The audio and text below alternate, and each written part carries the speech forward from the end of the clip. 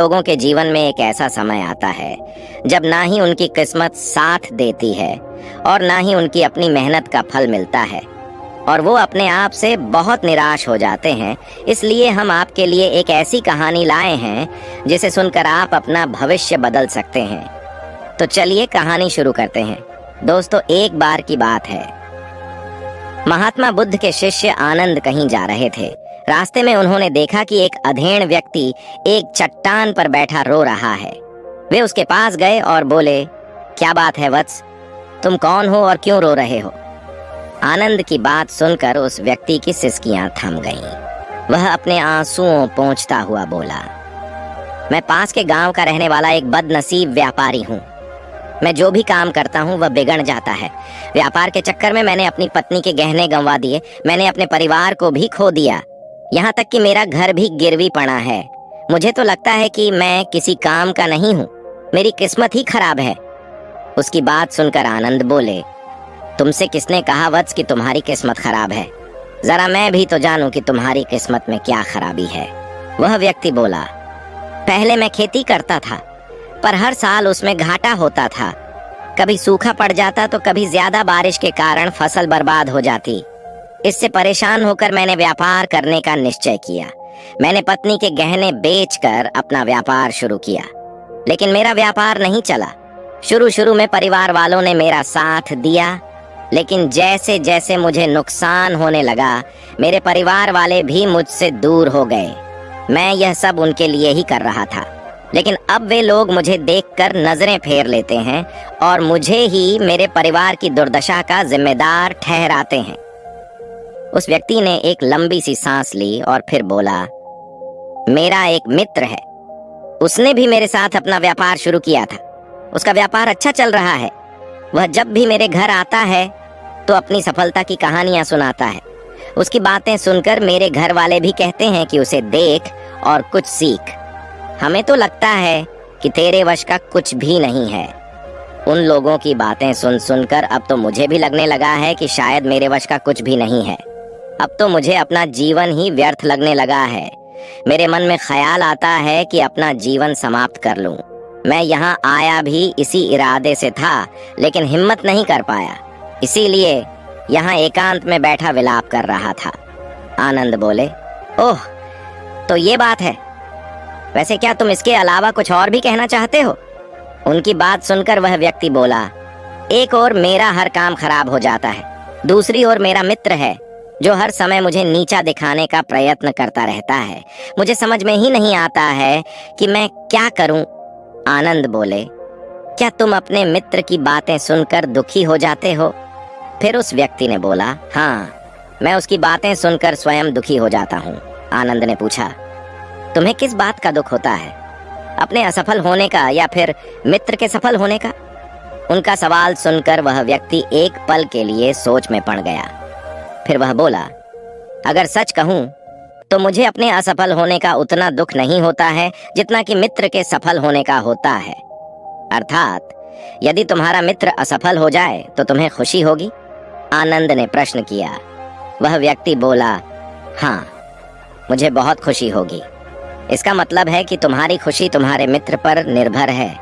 आनंद बोले, अगर वह चाहे तो तुम्हें खुश कर सकता है और अगर वह चाहे तो तुम्हें दुखी कर सकता है। तुम स्वयं से न तो खुश हो सकते हो और न ही दुखी हो सकते हो। अर्थात तुम अपने मित्र के गुलाम हो गए हो, इसलिए तुम्हारा कुछ नहीं हो सकता। उसके बाद उस व्यक्ति ने हाथ जोड़कर बोला, ऐसा न कहें महात्मन, आपकी बातें सुनकर मुझे कुछ आशा बंध रही है। आनंद बोले, जब हम किसी से आशा बांध लेते हैं तो उस पर निर्भर हो जाते हैं। ऐसे में हमारी खुशी और दुख भी उस पर निर्भर करने लगता है। इससे बेहतर है कि तुम अपने आप से आशा बांधो। जब तुम ऐसा करोगे, साथ ही पूरे जतन से काम करोगे, तो तुम्हें सफलता अवश्य प्राप्त होगी। कहते हुए आनंद ने एक पल के लिए उस व्यक्ति की ओर देखा, फिर अपनी बात आगे बढ़ाई। तुम्हें लगता है कि तुम्हारा मित्र तुम्हें दुखी करने आता है, पर अगर विचार करो तो वह बातें तो सच्ची ही कहता है।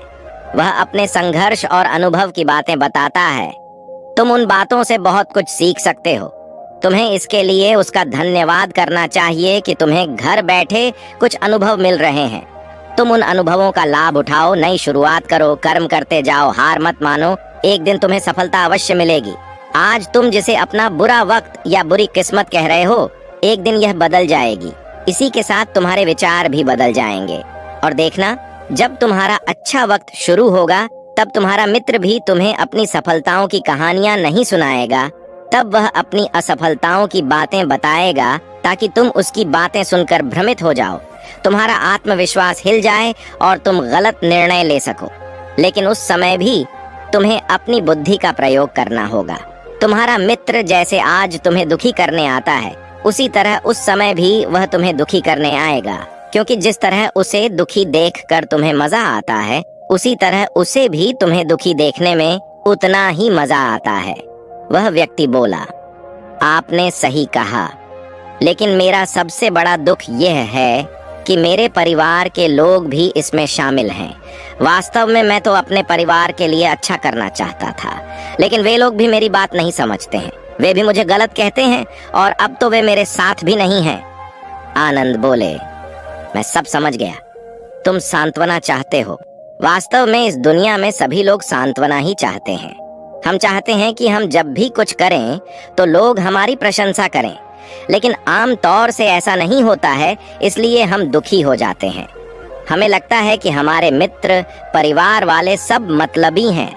लेकिन तुम अगर किसी को अपना परिवार मानते हो और उसके लिए कुछ करना भी चाहते हो, तो तुम्हें ऐसा क्यों लगता है कि तुम दूसरों के लिए कुछ कर रहे हो? वास्तव में तुम अपनी खुशी के लिए कर रहे हो। इसीलिए परिवार के लिए कुछ करना वास्तव में अपने लिए ही करना होता है। लेकिन अगर ऐसा करते समय तुम्हें लगता है कि तुम दूसरों के लिए कर रहे हो, तो तुम दुखी रहोगे।